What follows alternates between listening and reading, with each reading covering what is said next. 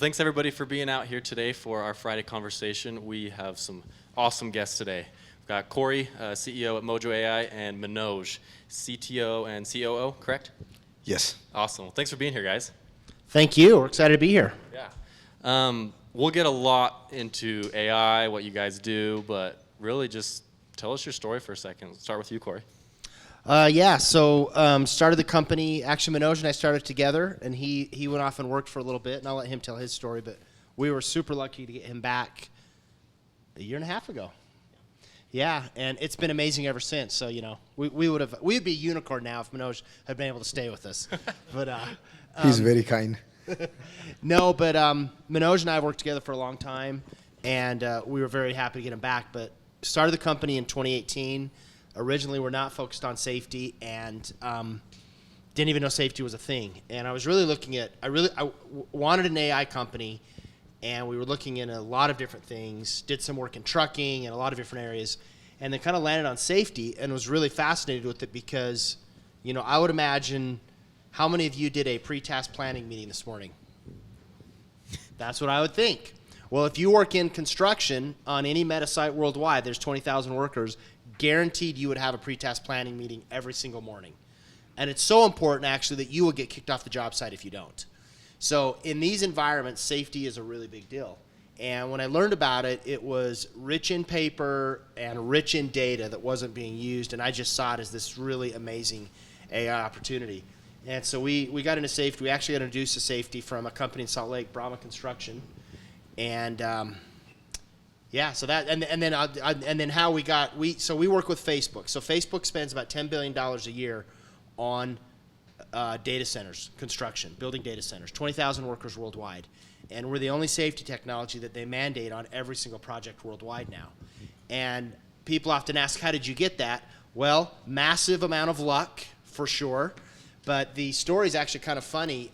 My wife, if she was here, she would say, yes, I deserve full credit for this. She sold a bed on Facebook Marketplace, and I was helping the guy load the bed in the truck, and we're just small talking, and he said, what do you do? I said, oh, I have a software company, and we're doing safety stuff. And he goes, oh, really? He said, well, I'm one of the safety guys down at the Facebook data center. And I didn't even know there was a Facebook data center in Utah. So we got introduced to him, and then he introduced us to a guy at Facebook who said, yeah, there's this little piece of software we're trying to license, but the company won't license it to us. You should buy it. And I was like, okay, why would they not license it? Well, it turns out that this software was built by a construction company in Southern California, and they were scared to death of licensing it to Facebook because they thought, we're a construction company, and we're going to license it to Facebook, and there's going to be a data leak, and we're going to get sued out of existence. Well, me being an entrepreneur was like, are you freaking kidding? Facebook's going to license it? Yes, absolutely. So we long story short, we bought the product and started immediately implementing with Facebook. So, you know, everybody has their stories about really important events in the histories of their company. This was definitely one in ours. And, you know, what's the saying about luck? It's when opportunity meets hustle, right? It was just a lot of right place in the right time, which we're grateful for. But that's kind of how we got into safety. That's huge. I'm curious, because how many jobs is Facebook doing, like, in the United States, for example, right now? So Facebook has Meta. Meta, yeah. But Meta has, they have about 22 campuses worldwide, and there's about 8 or 9 in the U.S. But these are big. We're talking about 1,000 to 2,000 workers on site every day. These are some of the biggest construction projects in their areas. Their global program is 20,000 workers, which is one of the biggest construction programs in the world. And what's crazy is Meta, Google, Amazon, Microsoft, they are all spending $8 to $12 billion a year building data centers. So our grandkids are just going to jack into the matrix. It's just, I see it, it's happening. So well, it was big news. I mean, years ago we had Zuckerberg come speak at our summit at Slope Summit, and he couldn't even remember the name of the city that they were building it in. And I remember that. I can't remember what he said, but it was like Eagle's Nest. I think he called it Eagle's Nest. Yeah. Yeah. When's that project supposed to be done? Well, they've completed 7 buildings there, and they've now launched. Facebook has a new AI-focused design that they've launched there. Interesting. Yeah. That's cool. Well, first of all, how did... And let me just say one more thing. Go ahead. Because this is really important. Meta runs one of the safest programs in the world. And we work with a lot of insurance companies. We'll talk about this a little bit more later, but workers' comp insurance is the driver behind safety. And Meta runs one of the safest programs in the world. We work a lot with their insurance partner, who's one of the biggest insurance brokers in the country, and they've told us the same thing. And Meta does it for a lot of reasons, but they know that if workers go to work, they want to go home, right? None of us think about going home at night because we don't do things that could kill us. Well, in these environments, you're doing things every day that could kill you or could cut your hand off or could cut your finger off. Meta wants these people going home safely because they want good workers on their sites. There's a huge demand for construction workers. And so I do want to give a shout out to Meta because they are running one of the safest programs in the world. They've proven it for the last many years, and we're really lucky to be part of it. That's cool. Well, if Meta is listening, which they probably are, to be honest. I'm sure they are. Shout out Meta. Yeah. We had you in recently on the Slope Show with Clint, and in that you mentioned safety technology. What does that mean? Okay, so safety has been around for decades, and like I mentioned, it's driven by workers' comp insurance. It's also driven by the federal government, OSHA, and this goes back decades to when there were not high work standards, and a lot of people have died on the job in the U.S., especially industries like mining, energy, construction. And so what have been developed over the years are a lot of processes to ensure that work's being done safely. You heard me mention a pre-task planning meeting earlier. What that is, it's a morning safety meeting where a team gets together and they talk about what are we doing today, what are our tasks, how can we get hurt, and how can we do things to not get hurt. And it's the most common safety practice in the world. Every big construction project, every team does it every day. The big construction companies in Utah that you may think of like Oakland, Layton, Jacobson, Big D, they all do these every single morning. So, and there's dozens of other processes. If you do any work that involves a spark or a flame, you have to fill out a special form called a hot work permit. And you can't light the match until you get that hot work permit signed off. And if you dig a hole, if you drill in concrete, if you demolish concrete, there are all kinds of things where there are specific things that have to happen to make sure that work's being done safely. Yeah. I have just a surface level knowledge through some family that's works for Oakland, and the stories. I imagine you've got stories on stories of accidents that have happened on jobs. Let's actually just show this really, really short video. Yeah. This is very short, but this is why safety matters.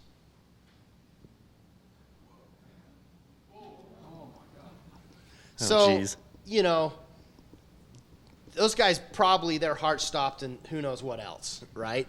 But they're wearing what's called a harness, and by law, if you work above 6 feet, you have to put on a harness and you have to clip off so that something can grab you if you fall like that. And yeah, so that's why safety's a big deal. Yeah, I won't name the company out of privacy, but years ago, a job that one of my uncles was involved with, they had an elevator engine fall, or not engine, but an elevator motor that weighed like an absurd amount, fell through 7 flights of stairs, and luckily no one got hurt. But the stories are wild. I mean, and we could probably spend hours going through these stories but I'd be curious to know what are some examples of, you mentioned they're meeting in the morning to discuss how to prepare for the day, what's going to be happening that day and how to avoid accidents. What are companies doing right now that's working really well? But I think an even better question is, what are you guys seeing that they're not doing that you're stepping in to help solve those problems? So what we typically see is most of the companies, there are some generic practices, right?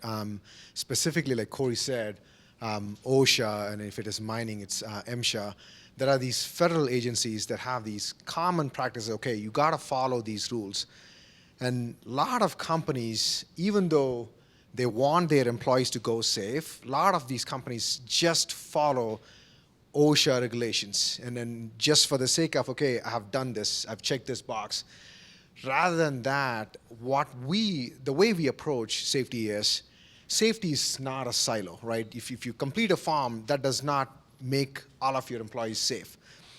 The way we approach is, how can we collect and bring all the data from the front line people are facing risk every single minute when they are working. If you think about EAG data center, Cory said 1,000 people are coming.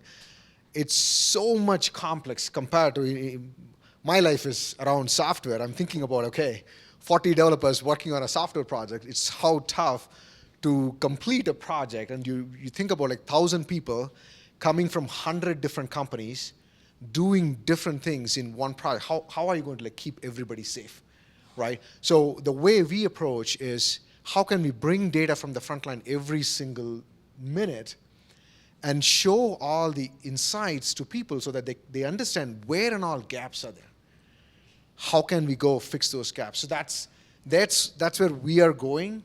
And I believe in the next few years, if the industry is there, it'll be awesome. But there are a lot of companies that still, if I check the box, I'm fine. Right. And still use paper. Like paper is what we bump into. I mean, there's plenty of safety software companies, but we still bump into paper more than anything. Yeah, I imagine. There's got to be a certain level of, not every company probably treats safety the same. I mean, it's very important, especially to the larger companies, but how are you handling as you communicate with companies when one company is like, yeah, we're spending X amount, or we are very aware of training our crews to be aware of X, Y, Z, versus other companies are like, yeah, we feel like this job has low risk, so we're not really worried about safety. And then they break their arm. Go ahead. So Mojo, or Safety Mojo, it's a platform. We cover all aspects of safety, but the thing that we do, the first thing that we do is understand where our customers are. Right? We see companies across the spectrum. Like when I got into safety, actually I did not know anything about safety. And I see even today companies that are doing construction work, oil and gas work in that same place. They do basic safety and believe that everything will be fine. Mm-hmm. And we also see companies like Meta. There are hundreds of other companies that we come across. They're like so sophisticated. PhD level people analyzing these data, right? Our platform, the way we have designed is we understand where our customers are, we meet them where they are, and our goal is always to take them from there to a really good place. Basically, in safety, there is a DuPont Bradley Co. that talks about looking at your safety like a rearview mirror. After an accident happens, thinking about why it happened, to companies that are like so proactive. So our goal is take wherever they are on the spectrum and move them to a place where they're in a much safe place. Yeah. Yeah, and just to riff off that a little bit, companies don't often get serious about safety until they have a couple hundred employees. You know, their work comp insurance, once they hit about 200 employees, a construction company is spending about $500,000 a year. And they start to go, wow, how do we get this under control? Right. The other thing is small businesses will have a bad accident about every 7 years on average. So the reality is they cannot do much, and they're probably going to be okay. And as you get more employees, your odds go up. And I've talked to multiple C-level execs who have said, the day I was at my employee's funeral and I had to talk to their wife and their kids, that was one of the worst days of my life. And so as companies get bigger, they either have a bad accident or they see these costs getting out of control and they want to get them under control. Yeah. What are some other, and maybe I'm wrong here, but are most of the industries you're kind of working in right now construction related, or is it agriculture? Is it various industries that are dealing with high levels of accidents just based on the machinery they're using? But what are some other interesting industries that maybe I wouldn't think of that are needing this? Agriculture is definitely there. It's one of the, Agriculture has the highest death rate Yep. in the U.S. of any industry. Really? Yeah. Yeah. So it's an important one. yeah. But mining, energy, like the big safety areas. Okay, Right. if we talk about workers' comp costs, mining and oil and gas, highest work comp costs, average of $4,000 a Rio year. Tintos. Yep. Yeah. Construction averages $2,700 a year. Manufacturing is about $1,700 a year. This is per employee. You know, you guys all, if you're employed with a company, you have to buy work comp, and you're all probably paying about $100 a year. So you can see the difference, you know, as you get into these companies. Warehousing is about $1,500 a year. Mm-hmm. So these are all utilities, landscaping. These are all jobs where people Distribution. Yeah. Yep. What does the future look like with AI within smaller contractors building, real small brick and mortar locations, downtown in a city? Is there a future there? Oh yeah, this is actually a very long topic we could talk about. So we didn't plan on talking about this, but we're doing a really cool project right now with WCF Insurance, who's the big regional insurance provider, and a local company called American Benefits, who they're very forward thinking. Small businesses is where a lot of accidents happen. And so we're doing some very cool stuff with them about leveraging things like SMS to see can we move the needle on safety for these smaller organizations. Interesting. Well, excited to see that develop. Yeah, we're too. Like Cory said, small companies have major accidents once in 5 to 7 years. So making them realize safety is important is one big challenge. Another one is how do you reach the masses where they don't understand the importance of safety. That's the tricky part. But I think now we have a solution that we can scale up. Yeah. And safety's all about mindset. You either have a safety mindset and you think about it when you do things, or you don't. And so part of the challenge is how do you help people who don't have a safety mindset to have a safety mindset? Well, and that's actually a perfect transition back to when you were chatting with Clint recently. You walk us through kind of how the observing and collecting of those data points across multiple jobs and collecting tens of thousands of data points, where I think you mentioned, you need to be observant, and if you see a puddle, that could be a risk associated with a slip that could then turn into somebody hurting their knee, and that's, I don't know, equivalent of several $1,000. Yeah, you slip in water, you but could you have could slip and hit your head and sprained die. ankle, or you could hit your head and die. Right, yeah. So walk us through, the actual technical data collecting. What does that look like? Is it broken up based on the type of job, or is it just data points from a wide range of jobs, small and large, that you're pooling together to dive into in providing value back to these companies? So to answer that question, it's a spectrum. That's how I see. Okay, number one is like Cory mentioned, mindset is the most important thing, right? People don't want to hurt themselves. They know that if I do something wrong, it's going to hurt me. In some cases, I'm going to lose my life, right? They know that very well. Even after that, why these kind of accidents happen, right? It's about not paying attention or just being complacent. I know this very well. I have done this for the last 15 years. I know there is no danger, or I know where it is, right? So what we do is like I said, it's across the spectrum. What we do is we help these companies, one, collect data about behavior, processes, and systems involved in this whole project, whatever you think of, like whether it is oil and gas or construction, right? And then float this information where safety directors, our executives, our frontline leadership people, they really understand where are these gaps. So that's one angle. Another one is, even if I know where the gaps are, if I'm not mindful, I might make some mistakes. So how we are tackling that is, this is where machine learning and AI comes into play, of crunching all of these data and understanding, taking those insights and converting that into actions, right? So basically, one of the features that we have is it looks at, Cory mentioned about PTP, the pretest plan. It's very similar to our Scrum stand-up. So understanding what this crew is going to do that specific day, and sending them safety tips and reminding them these are the hazards around you today in the environment that you're working on. Because these are like dynamic workforce. They might do a project 1 week here, they go do another project somewhere else.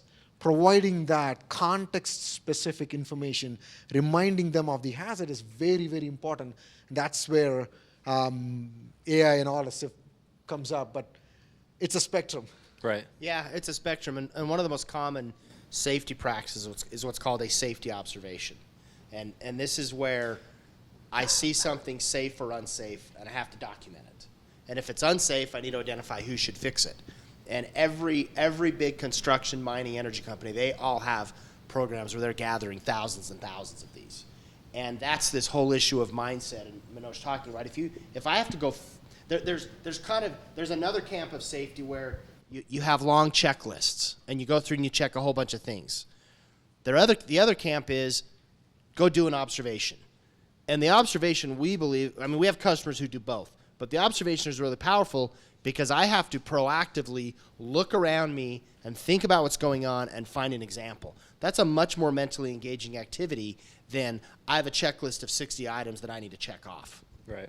Well, and I imagine for a lot of the frontline guys that are out there using the machinery, it's not that they're choosing not to be safe. It's just that they're under a lot of pressure to get things done as fast as possible. Oh, yeah. And that's where the accidents happen. Or they had a fight with their significant other the night before, and they're not mentally on the job, right? There's a whole lot of reasons that they may not be. Talk about that a little bit. Are companies, as they evaluate this data and realize the gaps that they're missing, are they having to rebuild how they approach safety based on teaching their workers and their crews to be more aware of how they're feeling, how they can make choices that help them to be safer? Is that a part of the education for these companies?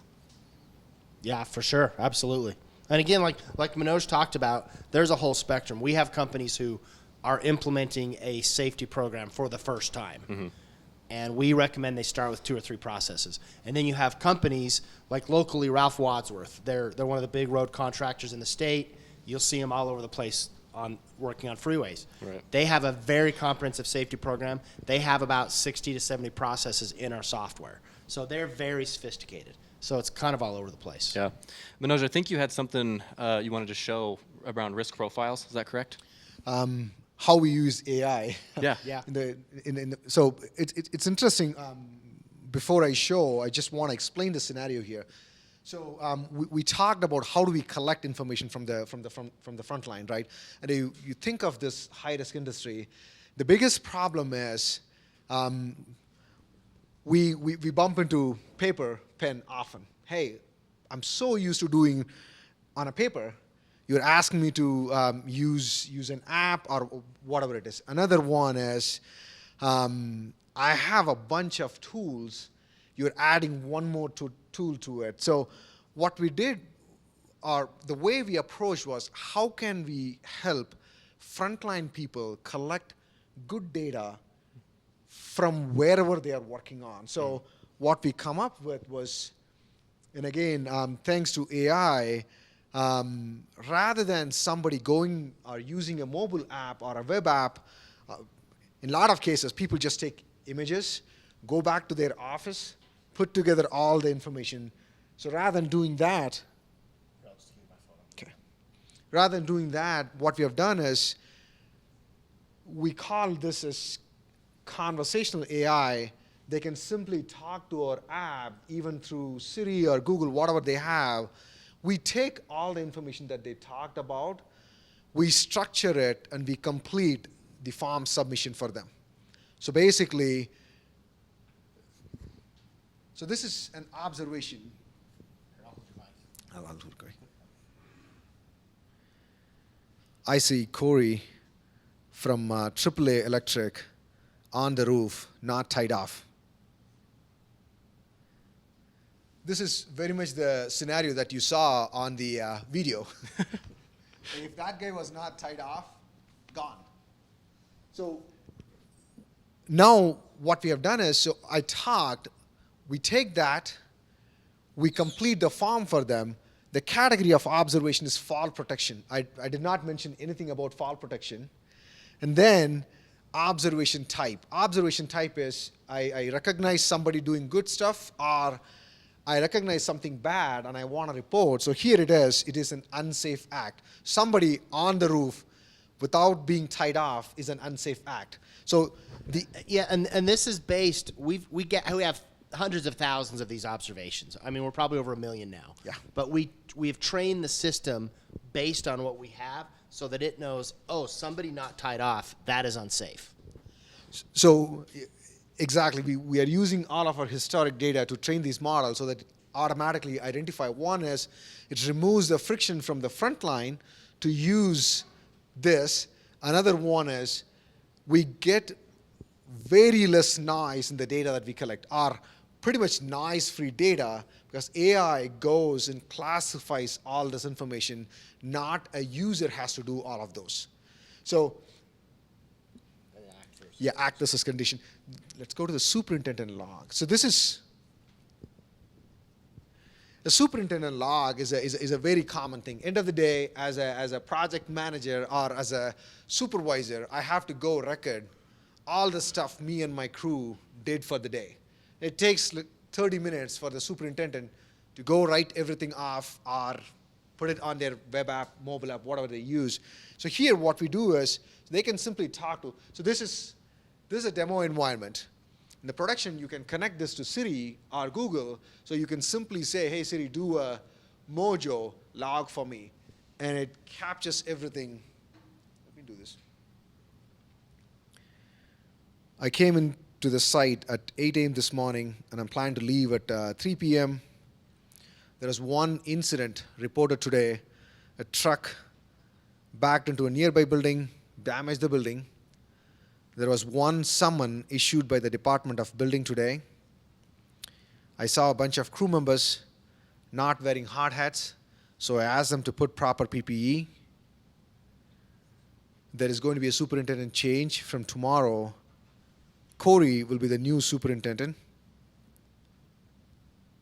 I conducted safety meeting for the crew members. We talked about PPE, slip, trip, and fall. No concerns or questions raised by the crew members. The crew completed putting scaffolding around the whole building. So this is basically where we are going with this is you can complete any data collection that you're doing on the field. From an auto inspection to a maintenance record to a quality check, whatever you are doing in the front line, you can simply talk and get all of them collected. It also takes action. So for some of these, if something is wrong, somebody has to go work and complete the work. So what happens is, in that case, it creates a task and assigns it to the person responsible to do that. So if you look at this one, so superintendent shift, start time, end time, progress report, what the superintendent did at the site, unsafe conditions, violations and summons, incidents reported, change in superintendent, and the weekly safety meeting. There were 10 different sections. Just capture the information. They can go edit it if they want, or if they can submit the whole thing. But they can do this in like 20 seconds rather than spending half an hour. Yeah, and this is like, these are guys out in the field, right? We all chose jobs that we work with computers every day. These guys chose jobs where they don't, and they like to work with their hands. And, as humans, we don't think this piece of data, this piece of the data, this piece of data. We just think about the day and what we did. And so it's a much more natural experience where they can communicate in the way they think, and we can handle taking that and pulling the structure out of it. Yeah. That's incredible. Honestly, quick round of applause for that work. Thank you all.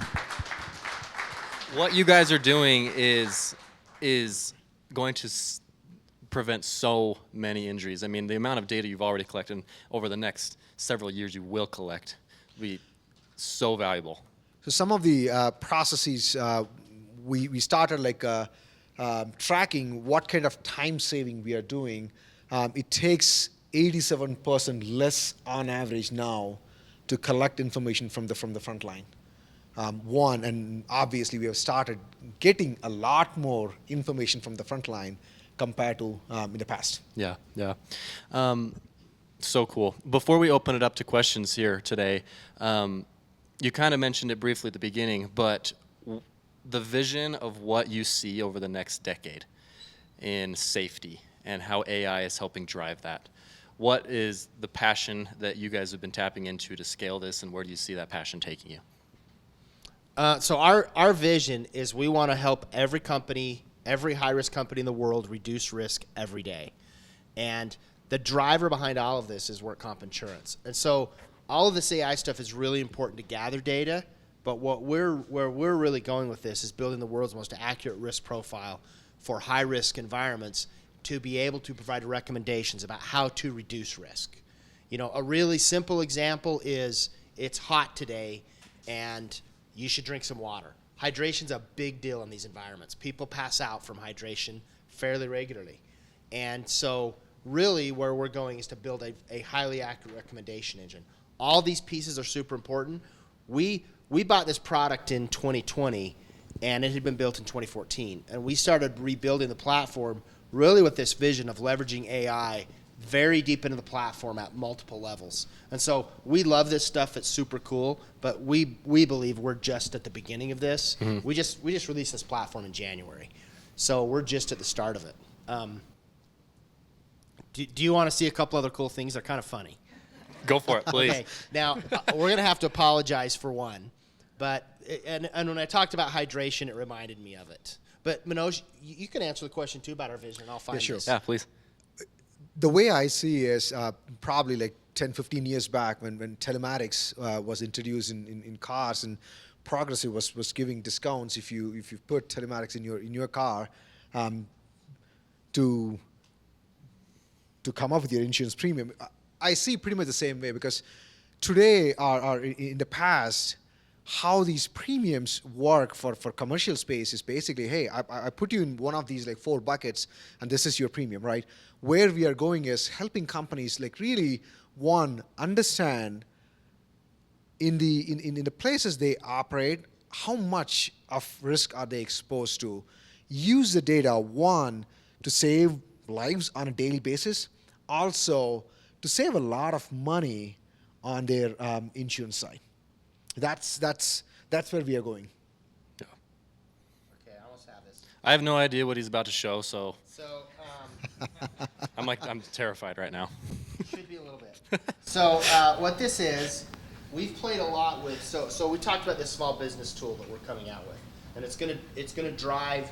I mean, we've got a few things, but pushing relevant safety tips out to people in a timely way, we think is really interesting. So, for example, if it suddenly gets really hot and you need to tell everybody, hey, drink some water, right? Be hydrated. Now, you go to any big construction site or mining site or energy site, you will see hydration signs everywhere during the summer because it's a big deal. And so we've played with AI-generated safety tips, and what you're going to see here is a safety tip for hydration on a hot day in a snarky tone with swear words. So it's offensive. I'm just telling you, if you don't want to look, you don't have to. But what I want to say is, if you're a construction guy, first of all, this is how you talk all the time. It's like sailor language everywhere. But you've been told about hydration your whole life in this industry. And read this and tell me that you're not going to think more about hydration than you've thought about it in a long time. So again, I apologize for the offensiveness, but hey, it makes it fun. So let's see here. Where is it? This is a safe space. I mean, I can read it out loud if you want me to, but I don't know if I should. You can. I don't care if you do. Dude, we work in construction and mining. Yeah, This is like, I'll avoid the words just for to make everybody comfortable here, but for F's sake, do I really need to explain this to you? Look, you better drink some damn water on a hot day on a construction site, or you're going to feel like a dried up, shriveled raisin. Do you really want to be that a-hole who passes out because they're too stubborn to take a water break? Or worse, do you want to end up effed up, hospitalized because you're suffering from heat stroke and dehydration? No, didn't effing think so. Drink some water, stay hydrated, and avoid becoming a cautionary tale on the job site. but you know, you think about like all these signs on the job site that say don't drink, drink water today. Guy gets this on his phone. Dude, you got to check this out, right? That's mental engagement, and humor and learning are very tied together. So we're excited about this. I'm going to find another one that's, well, I won't show it because I got to dig it up on my phone. But the small business thing we're doing, we're going to push these tips out, and we've identified like 30 tones, like a gangsta tone, Snoop Dogg tone, Donald Trump tone. And they're all different and kind of funny. So, you get a tip and it says, hey, which of these 3 tones do you want today? And every single day it changes, right? It's just a way to engage people. And one of the challenges in safety is, how do you engage people? They've been talking about this stuff every day of your career for 20 years. So how do you put a little bit of a twist on it to get you mentally to think about it? That's super cool. Honestly, I'm laughing because I almost want to use that system in our office to report on each other, because I think it'd be hilarious. Oh, dude, we'll help you with that. That'd be kind of fun. Okay, well, with the time remaining, let's go ahead and open it up to questions. Hi, I'm going to stand up because I can't see you. Hi. So thank you so much. So genius. And I learned a lot about construction. Thank you.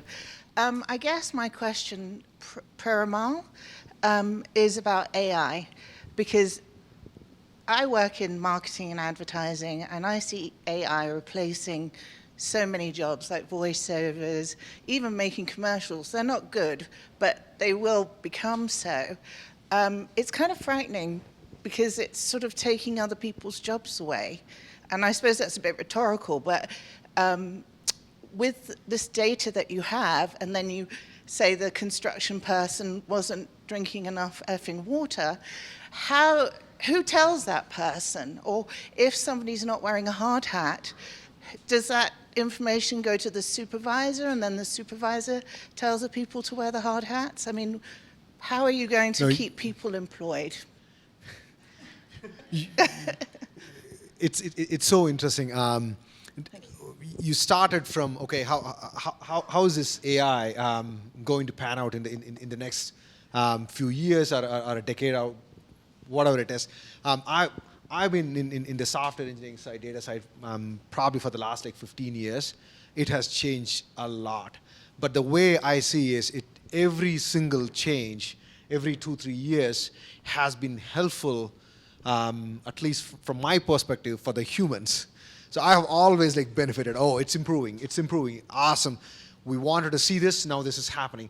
And even the way we employ AI, we have been testing, doing stuff for the last 4 or 5 years, but generative AI came and changed that into a completely new level, right? So from my view, it's benefiting, definitely. But to answer the second part of the question, there is no replacement for human beings, right? That's very, very, very, very clear for us. The way we see is, how can we help people do work in a much safer way, right? The information might go to a superintendent or a safety director. Companies have both safety coach culture, and some companies still are like a safety policing culture. I think more and more it will move towards a safety coach culture, because data is opening up and showing that by being safety coach, you're achieving a lot more than being a safety police. Yeah, Meta is very big on the safety coach culture, and there's a ton of data now showing, safety cop comes in. So another top 4 tech company that I'm not going to name, Scott, who we know, his guys were working on this company's job site. One of his guys sat on the top rung of an A-frame ladder, the kind of ladder you have in your garage. He sat up there for 20 seconds. His boss, my friend Scott, was immediately called, because they had webcams everywhere, and they said, your whole company's off the site. He's like, dude, this is the first time we've ever done this. I'm sorry. He said, I don't care. Every one of your guys better be off the site in the next 10 minutes, or you're going to be in bigger trouble. So they literally kicked him off the job. Now, why? Because those little warning signs on the A-frame ladders that say, do not sit here? Well, it's because you can fall and get hurt really bad. But that is a safety cop culture. We're going to bust your ass, and we're going to get you in trouble. Safety coach is, hey, you should have done this. Let's talk about it. Let's talk about why. Is there a better way to do it? And to Manoj's point, that's where the world is going, and we very much believe in that culture. Yeah, so it seems to me that, kind of there are 2 parts of the safety on-site equation. One is kind of the risks, that are inherent to the site itself. And then, Cory, you alluded to it earlier, there can be what you bring to the work site, the fight with the wife. Is there, and, I know you're going into kind of the realm of privacy issues, HIPAA and whatnot, but is there any way to kind of track the data so you can figure out how much people have slept, how much stress they're under? Did someone in their family just pass away? Is it allergy season and they're going to be sneezing every 5 minutes? And then, even, while they're operating heavy machinery, and even kind of stuff on the job, again, you kind of indicate about hydration, but, tracking the patterns of, do accidents happen, are they more likely than not within 30 minutes of eating a big meal? Like I get sleepy at my desk after I have a burger. But, is there, you can ask people, I guess, to self-report maybe when they come into work, like how much did you sleep last night? Has anything changed in your life? But is there kind of a way or kind of thought to how to track that data? So definitely, we see a lot of devices come and go. We also see a lot of frontline people are not okay with devices monitoring them, right? So we see a lot of reluctance there as well. So in my mind, there are two pieces to it. One is using these devices and stuff to track, and obviously that privacy intrusion, a lot of things are there around that area. Also on the other side, what we call as like interdependent culture, where everyone looks after each other in a workplace. So that plays a major role in current work environment, where if three people are working in an environment, one is doing a plumbing work, one is doing electrical work. If I'm busy, if I'm not talking as usual, it's each other. It's like brothers keepers. Like we look after each other. They take some action, and that's what comes through the safety coach, and then monitoring the behavior and helping these people to understand that we're all in this together. So there are two pieces to it. Our product right now is focusing more on the human behavioral side, but we're also working on few things on the technology side where we can collect information, connect all of these dots together, and see how we can sound the alarm when we have to. Yeah, and it's a big deal. We were on a call yesterday with one of the largest oil companies in the world, and he brought up this exact issue. How do we understand when people have high anxiety and high stress? Because those are major risk factors. Well, I'm a civil engineer, so I work with construction people, so day to day. So I'm very grateful that you have this product, can help in this industry. So back to a question about AI. I feel like our industry is like really traditional industry, and then adopt those new technology will be one of the few industries will do it. Especially this AI things coming up. Can you share your vision about construction industry? I know we talked about that a little bit, but it looks like maybe you have like a really big picture, but maybe like a small version of that. Like, what's your vision? How to apply the AI into this very traditional transportation, constructions, industrial, and how long will that take to that vision you were thinking? It's a big question. It's like there's a lot of really interesting things happening in AI and construction. Right, the whole digital twin movement, where you have a digital twin of the building from groundbreaking all the way till it's done, where you can go back and see what was happening. I think what we're doing in safety is really interesting. There's a lot of work around analyzing the complexity of construction, and can you use AI to make it more efficient and more profitable.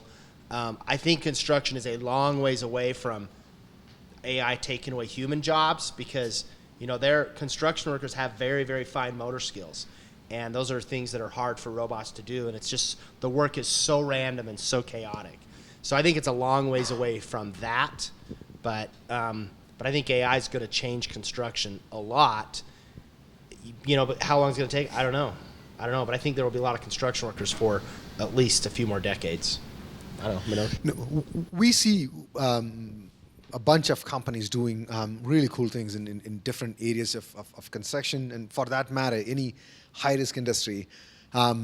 typically the way we approach is, what's the business problem that we want to solve? Rather than coming from AI or ML or technology, the first question we ask is like, even the conversational AI was basically, how can we collect good data from the field? Like, then we identified, okay, what's all the issues there? Okay, adoption is a big issue. How can we make it easy for them to adapt? So that's how it came up. And we have AI models across the product doing multiple things. All of them were born out of, there is an issue here, can we solve this? How can we solve this? And I think there are a number of people doing similar things, and we see a lot of things coming up as well. Yeah, well said. I think we got time for one more. I'm just thinking about the hurdles that you see, because I work with the construction industry. I understand the paper-intensive process. I see it on job sites. I'm like, this seems so inefficient. What is the biggest hurdle you see with companies adopting it? Because I look at the program and think, no brainer, right? Like, why wouldn't every company do this? Is it cost? Is it simply, it's different, so we just don't want to train people and we're used to doing it our same? What are the big issues? Well, if we had the simple answer to that, we would be a unicorn by now. So, but no, it's a real important question, Evan. And like, I mean, I'm curious to hear Manoj's view on this, but I think some of it is just change management, right? It is a major change. The thing I love about safety and I hate about safety is it is mission critical. And it is the most mission critical of any application in these companies because it touches everybody from every frontline worker to the CEO. You know, your accounting application is mission critical, but frontline guys don't know anything about that. Safety impacts everybody. So because it so impacts every process in everything that everybody does, it just takes time for them to make a decision to do it. We never get pushback that it doesn't make sense to do it, right? And honestly, one of our big challenges right now is figuring out how do we sell more and sell faster. And so we are trying to figure that out. Cory made it like really simple. Change management, of course. To me, it's like one, if you take any of these high-risk industry, you won't see massive companies from the software side. There are a couple, and the reason for that is it's very discrete. There are, if you get into one construction company, there might be some processes in paper, some for project management, some for scheduling, some for ticketing, some for task management. You might find like 10 different applications customized so heavily for every individual area. So getting them to, okay, we want to adapt this is a big challenge, right? So that's one of the biggest. Another one is they're always in the run. Hey, I have like multiple projects going on. I'm always busy. Where will I find time to bring in a new product, coach all of my people, and get to a place where I want to go? Okay, can we push that for another 6 months? Can we push that for another year? Until there is a major issue, people are like, okay, can we delay this for a minute because I have another project going on right now? I think it's actually a really good point. These guys work hard. I mean, I thought I worked hard. Oh my gosh, I got to be down at the Facebook site at 5:30 in the morning. I'm like, really? And that's when they start. And so, yeah, I think it's a good point. They work really hard. They work long hours. They're always under pressure. Yeah. Awesome. Okay, well, great questions. Thanks, everybody, for being here. And Minoj, Cory, thank you guys for what you're doing. Yeah. Thank you all. Thank you for letting us be here. And we'll see everybody next time.